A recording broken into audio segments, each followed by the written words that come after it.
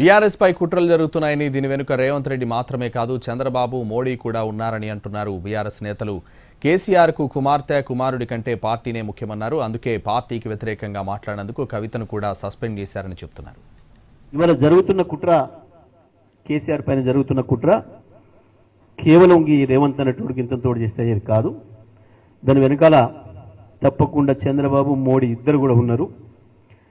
కేసీఆర్ మళ్ళీ లేవడం అంటూ జరిగితే తెలంగాణతోనే ఆగడు, తప్పకుండా ఢిల్లీ దానికి వస్తాడు అన్న భయం మోడీలో ఉంది. దాని కొరకే ఇవాళ ఇన్ని ప్రయత్నాలు చేసి ఎక్కడో ఒక దాంట్లో ఇరికియాలి, కేసీఆర్ని మానసికంగా దెబ్బ కొట్టాలన్న ఒక చిల్లర ప్రయత్నం చేస్తున్నారు. కేసీఆర్ దగ్గర బిడ్డైనా కొడుకైనా ఎవరైనా అన్సే పార్టీని ధిక్కరిస్తే సస్పెండ్ చేయవలసిందే. సెకండ్ ఆప్షన్ లేదు. కేసీఆర్ అంటే మీకు తెలియదు, ఆయన ఒక పెద్ద ఇది యుగ పురుషుడు భారతదేశంలోనే. అలాంటి మనిషి బిడ్డే కొడుకు, ఆయనకు ప్రజలు ఇంపార్టెంట్, తెలంగాణ ఇంపార్టెంట్, బిడ్డే కొడుకు కాదు. కాబట్టి ఆయన దేనికైనా తెగిస్తాడు. అలాంటి మనిషి మనకు దొరకడమే, కేసీఆర్ లాంటి దొరకడమే మన అదృష్టం.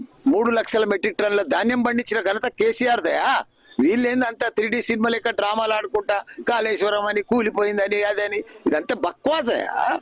ఏందది కేసీఆర్ అంటే? ఓ చరిత్ర, ఒక హిస్టరీ. అదే కేసీఆర్ గారు బిడ్డను కూడా దూరకుండా ఆ పార్టీ నుంచి సస్పెండ్ చేశాడు. అది కేసీఆర్ గారు పార్టీ వ్యతిరేకం ఎవరు చేసినా, ప్రజలకు ఎవరు ఇబ్బంది పెట్టినా, ప్రజలకు తప్పుడు మాటలు చెప్పినా ఎవరు